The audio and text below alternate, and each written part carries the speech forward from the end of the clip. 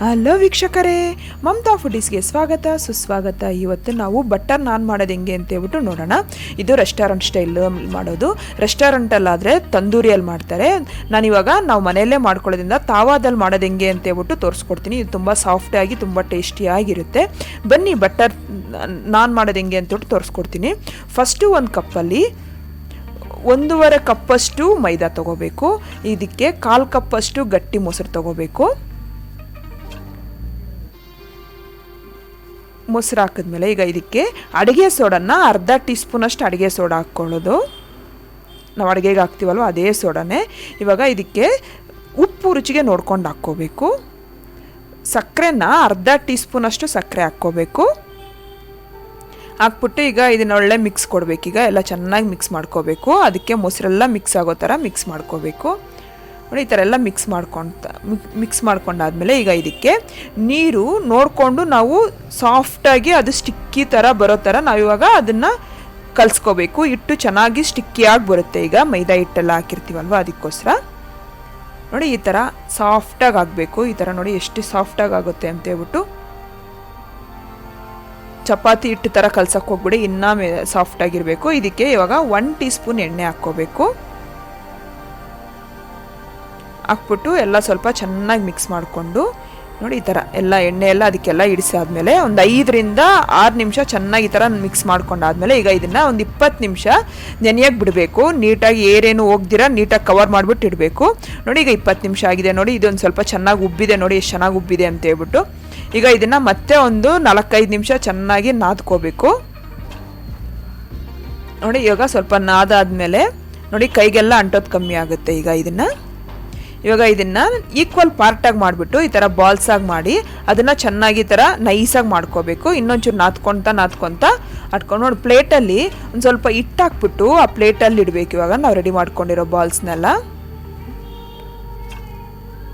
ನೋಡಿ ಈ ಥರ ಎಲ್ಲ ಚೆನ್ನಾಗಿ ಬರುತ್ತೆ. ನೋಡಿ ಈ ಥರ ಎಲ್ಲ ಸ್ವಲ್ಪ ಎಲ್ಲ ಈ ಥರ ನಾದ್ಕೊಂಡು ನಾನೆಲ್ಲ ಈ ಥರ ಒಂದು ಪ್ಲೇಟಲ್ಲಿ ಇಟ್ಕೊಂಡು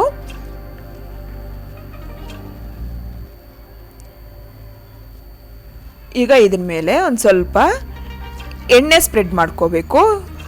ಎಣ್ಣೆ ಸ್ಪ್ರೆಡ್ ಮಾಡಿಬಿಟ್ಟು ಒದ್ದೆ ಬಟ್ಟೆನ ಇದ್ರ ಮೇಲೆ ಹಾಕ್ಬಿಟ್ಟು ಮತ್ತೆ ಒಂದು 10 ನಿಮಿಷ ಅದನ್ನು ನೆನೆಯಕ್ಕೆ ಬಿಡಬೇಕು.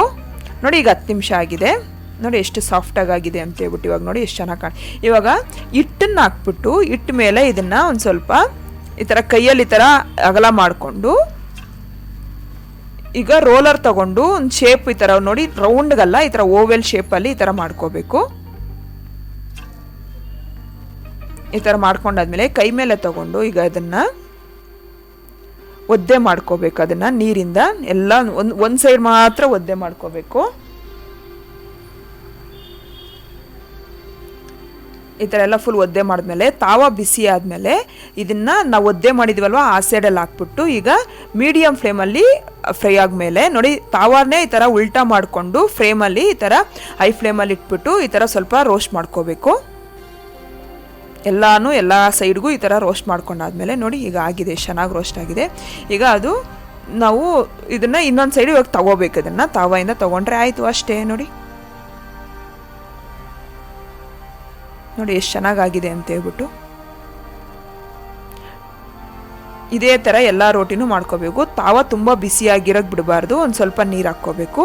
ನೀರು ಹಾಕ್ಕೊಂಡು ಮತ್ತೆ ಅದೇ ಥರನೇ ಒಂದು ಸೈಡು ನೀರು ಒದ್ದೆ ಮಾಡಿಬಿಟ್ಟು ಒದ್ದೆ ಆಗಿರೋ ಸೈಡಲ್ಲಿ ಹಾಕಬೇಕು. ಇದನ್ನು ನಾನ್ ಸ್ಟಿಕ್ಕು ಟಿಪ್ಸ್ ಏನು ಗೊತ್ತಾ, ಇದಕ್ಕೆ ನಾನ್ ಸ್ಟಿಕ್ಕು ತಾವನ್ನ ಯೂಸ್ ಮಾಡಲೇಬೇಡಿ. ನಾನ್ ಸ್ಟಿಕ್ ತಾವಲ್ಲಿ ಚೆನ್ನಾಗಾಗಲ್ಲ.